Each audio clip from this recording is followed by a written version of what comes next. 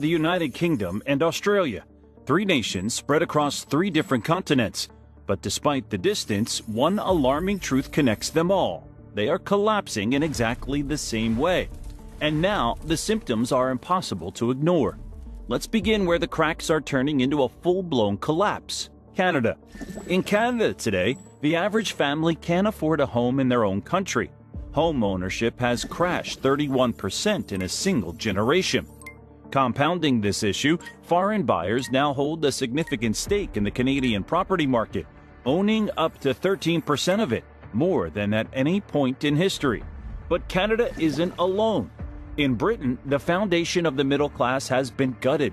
Manufacturing jobs gone, down 46% since 1990. And what did families get in return? The highest tax burden since World War II, all while public services fell apart. But this isn't just a British problem. Across the world, Australia is living the same nightmare, only deeper. There, a quiet takeover is underway. Foreign corporations now control 80% of the country's critical resources. And the dream of home ownership? Dead on arrival. Housing prices have soared by 500%, while wages crawled just 80%. Young Australians are being priced out of their future in their own country. And this pattern across continents, across governments, is no accident. This isn't just failure. It's not bad luck. It's called managed decline, and it's happening by design. And if you're watching this thinking it can't happen here, you need to pay attention, because these three nations are the test cases for what's already occurring throughout the Western world. What you're about to learn in this video will completely change how you understand what's happening to these once powerful nations, and why everyone should be deeply concerned about what comes next. The evidence is hiding in plain sight. Government documents, insider testimonies, and statistical patterns reveal a blueprint that's been quietly unfolding for decades. And once you see it, you can't unsee it. Most people have no idea that the collapse of these three nations follows a familiar historical pattern. Every empire throughout history has fallen in a similar way, from the inside out. Take ancient Rome. Most think it fell to barbarian invasions, but Rome's real decline began internally, through economic inequality that mirror what's happening across Canada, the UK, and Australia right now. By the 2nd century AD, as Rome's expansion slowed, the wealthy elite created massive estates worked by imported labor. This destroyed local Roman farmers, the backbone of the Republic, who were crushed by debt and displacement. Sound familiar? It should. It's the exact same pattern unfolding today. When Roman reformers tried addressing these inequalities, they were eliminated. The elites chose to get rid of reformers rather than give up their power. A key point to remember as we look at what's happening in these modern nations. Just as Rome faced demographic collapse in its final years, these three nations are experiencing unprecedented population shifts. Despite Canada importing over 480,000 migrants in 2024 alone, its fertility rate has plummeted to just 1.48 children per woman, far below the replacement level. The UK's fertility rate has crashed to 1.44, while Australia's sits at 1.5. These countries aren't growing naturally, they're being artificially repopulated while their middle classes vanish, exactly as Rome's did before its fall. Managed decline might sound like boring corporate jargon, but it represents one of the most dangerous concepts in modern governance. Originally a business term for companies beyond saving, it evolved into a strategy where maintaining appearances takes priority over actual solutions.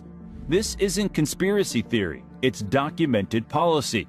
The concept emerged during the 1980s in Britain when Margaret Thatcher's government advised that struggling industrial cities should be left to manage decline, controlling the collapse rather than preventing it. But what's truly shocking? This localized strategy has now been scaled up to the national level across Canada, the UK, and Australia, and the evidence isn't hidden. It's being announced openly. Don't believe it? Just look at the official messaging coming out of these governments. Their infamous "you'll own nothing and be happy" rhetoric wasn't just a meme, it's becoming the reality for millions. In Australia, government reports warn of a generation of forever renters, as home ownership slips out of reach for younger Australians. In Canada, nearly a third of people under 40 now say they expect to rent for life, according to recent surveys. And in the UK, a 2025 policy paper declared that the era of mass homeownership is over, signaling a long-term shift away from traditional property ownership. If this is your first time hearing about managed decline, prepare for a rude awakening, because once you understand how it works, you'll start seeing it everywhere. And nowhere is it more obvious than what's happening to Canada right now. Canada presents itself as a progressive, independent nation. The reality? It's being transformed back into a resource colony before our very eyes. Here's the playbook being implemented with frightening precision. First, domestic production gets strangled. Since 2009, business investment per worker in Canada has fallen by 20%, according to Statistics Canada, part of a broader trend tied to weaker market competition. Meanwhile, productivity has stagnated. Canada also recorded only 1.1% growth in real GDP per capita between 2014 and 2024, making it the second worst performer among 38 high-income countries. Second, the market gets flooded with new consumers. Canada now has the highest population growth in the G7, with 98% coming from immigration. This creates artificial GDP growth on paper while masking collapsing living standards. Meanwhile, the housing market has detached completely from economic reality. The average Toronto home now costs 11 times the median household income, more than double what financial experts consider remotely sustainable. Young Canadians aren't just unable to buy homes, they're spending up to 60% of their income on rent alone. The numbers are staggering. In March 2025, the average home price in Toronto hit $1.4 million, while Vancouver topped $1.7 million. Meanwhile, the median annual income in these cities hovers around $100,000.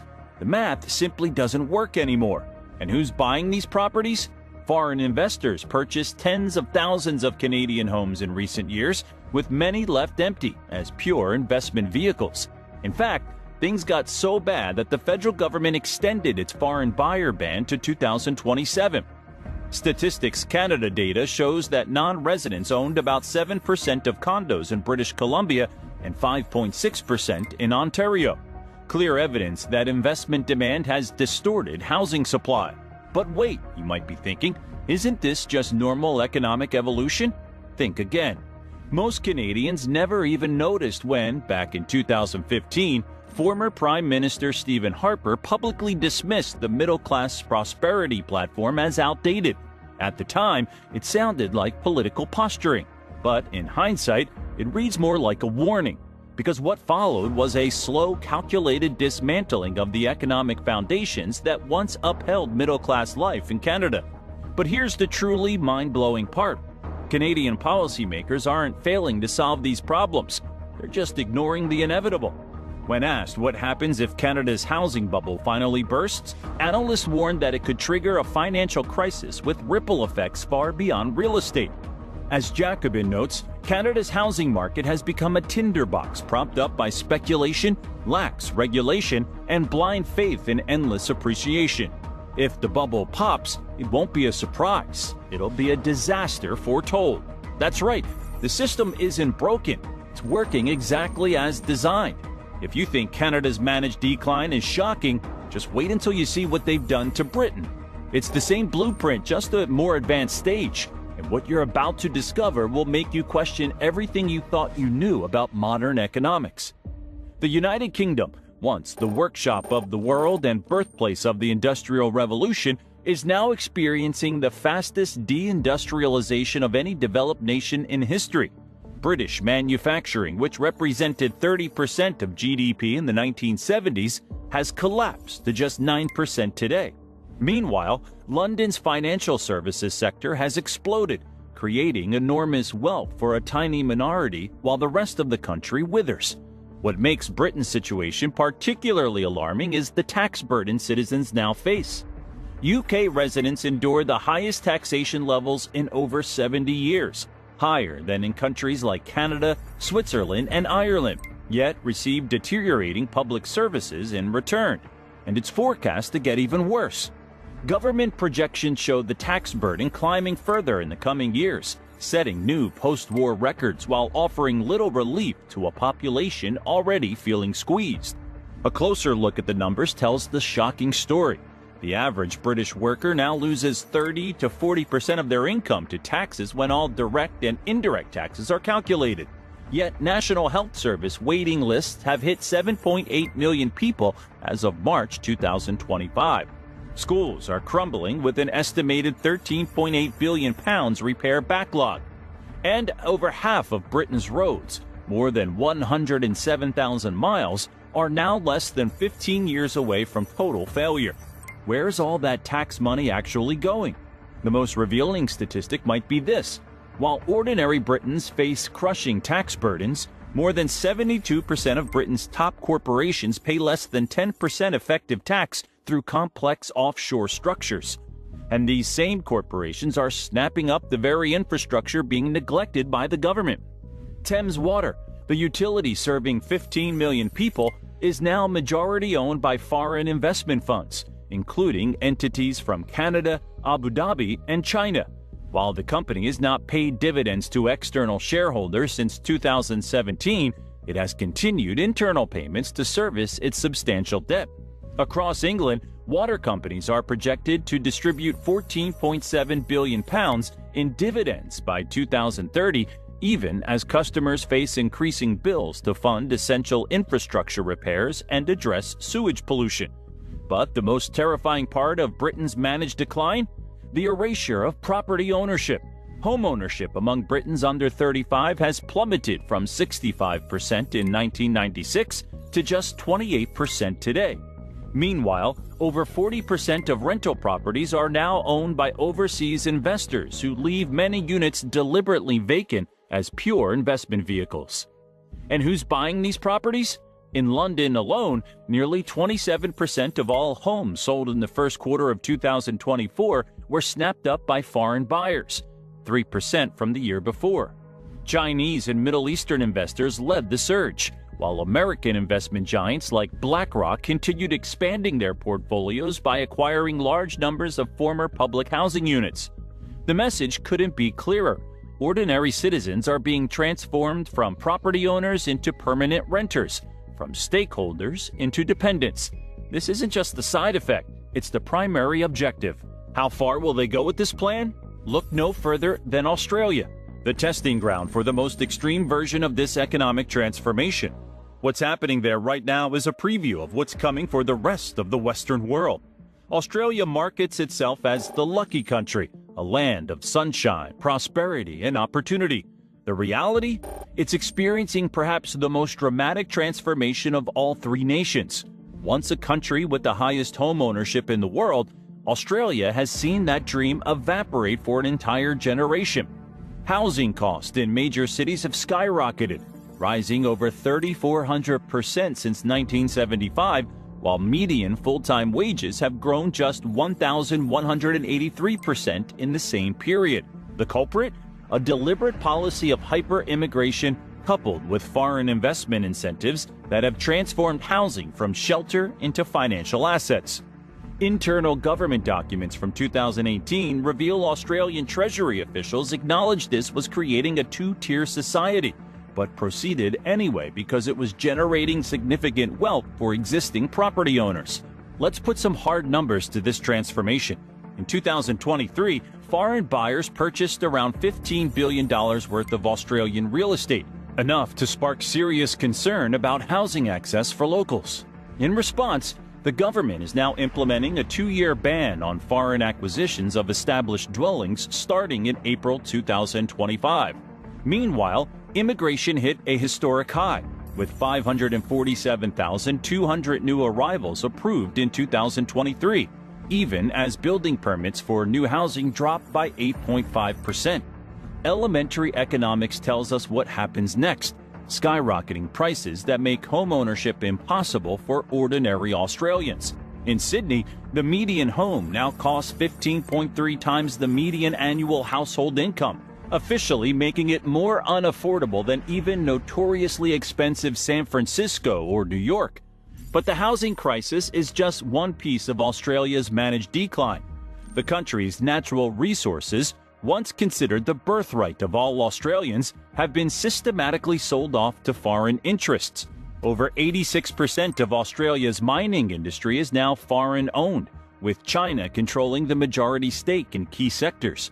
Over the past 2 decades, Sydney's population has surged by nearly 40%, reaching approximately 5.56 million in 2024.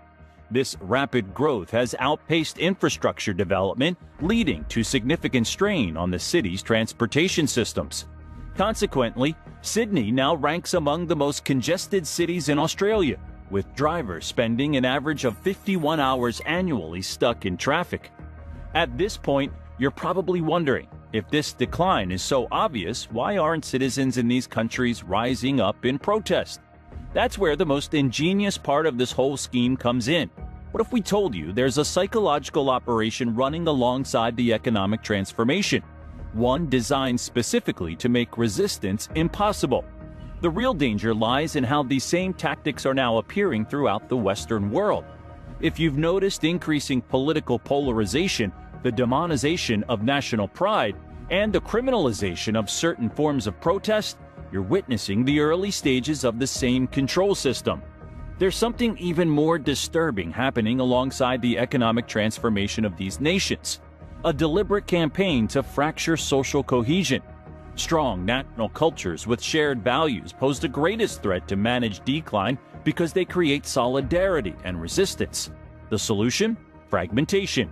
In all 3 countries, we've seen unprecedented efforts to reframe national identities as problematic or outdated, replacing them with competing interest groups.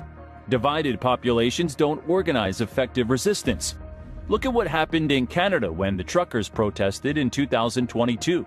The government didn't just disagree with them, they froze their bank accounts, seized their assets, and labeled them extremists. In Australia, when farmers protested against climate policies that threatened their livelihoods in 2023, the government deployed surveillance technology originally developed for tracking terrorists. And in Britain, the 2023 Public Order Act gives authorities sweeping powers to shut down any protest deemed disruptive, a term so vague it can apply to virtually any meaningful demonstration. The messaging is carefully crafted, too. In all 3 countries, government-funded media push identical narratives. Homeownership is outdated, national sovereignty is xenophobic, and opposing mass migration is racist. Anyone questioning these narratives finds themselves algorithmically suppressed on social media, excluded from mainstream platforms, and in some cases, investigated by authorities. Australia has perhaps gone furthest with its Online Safety Act, giving the government unprecedented power to remove content deemed harmful, a term so broadly defined it has been used to silence economic criticism.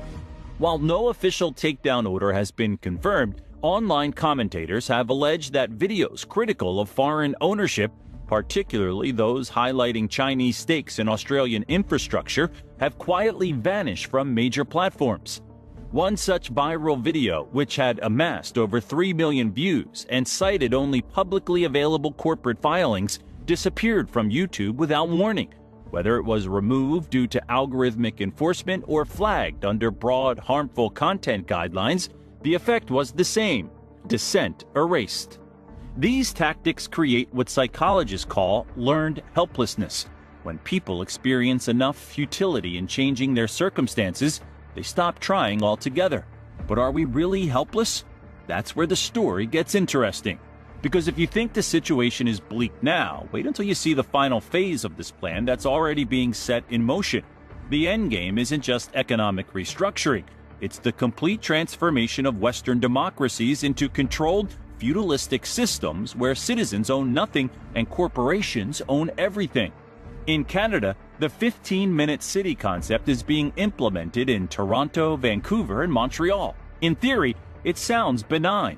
Everything you need within 15 minutes of your home. But in practice, it's about restricting movement and monitoring citizens. Toronto's pilot program already includes climate permits, limiting car usage to certain days of the week. In the UK, the Bank of England launched a CBDC pilot program in January 2025, with plans for full implementation by 2026. These central bank digital currencies will give governments unprecedented control over how and where you can spend your money. Imagine being unable to buy certain foods, products, or services because some algorithm deems them harmful to climate goals or socially problematic. And in Australia, the Digital ID Act passed in February 2025 creates a mandatory biometric identification system ostensibly to streamline government services. What they don't mention is that this system will track every interaction with government services, health providers, and financial institutions, creating a social credit infrastructure that mirrors China's controversial system. Now, this pattern isn't limited to just these three countries. The same warning signs are flashing across the Western world. Let's look at what's happening in the United States, for example. In 2010, the U.S. homeownership rate stood at 69%. By 2016, it had fallen to 63%, with the steepest declines among those under 35. Meanwhile, since 2020, institutional investors have purchased over 35% of single-family homes that hit the market in major metropolitan areas. For anyone living in Phoenix, Atlanta, or Charlotte, the transformation is impossible to miss. Nearly 1 in 3 homes in some neighborhoods are now owned by Wall Street firms and investment vehicles, often paying 20 to 50% above asking price to outbid individual families. BlackRock, Invitation Homes, and other institutional investors now control over 300,000 single-family rentals across the fastest-growing cities. But here's where things get even more concerning. These same investment giants received unprecedented Federal Reserve support during the 2020 financial interventions, effectively accessing billions in near-zero interest loans unavailable to average citizens. They then used this cheap capital to buy up housing at scale, creating artificial scarcity that drives up both property values and rents. The manufacturing sector tells a similar story worldwide. The U.S. has lost nearly 7 million manufacturing jobs since 1979, with over 60,000 factories closing just since 2001. Meanwhile, foreign ownership of industrial capacity has reached record levels across Western nations. Perhaps most concerning are the parallels in land ownership. Foreign investors now control over 40 million acres of American farmland, an area roughly the size of Florida. Chinese firms alone have increased their holdings by 405% since 2010. But isn't this just the free market at work? How when you look behind the curtain? In 2023, Congress had the opportunity to restrict foreign purchases of farmland near military installations. Instead, they expanded loopholes, allowing continued acquisition through complex corporate structures. This isn't incompetence. It's by design. Federal Reserve pilot programs for a digital dollar mirror developments in Britain and Australia, creating the framework for programmable money that can be restricted based on social policies or political positions, all while wealth concentration has reached levels not seen since the 1920s, with the top 1% now controlling more wealth than the bottom 90% combined in many Western nations. What makes this transformation so insidious is the illusion of democratic choice.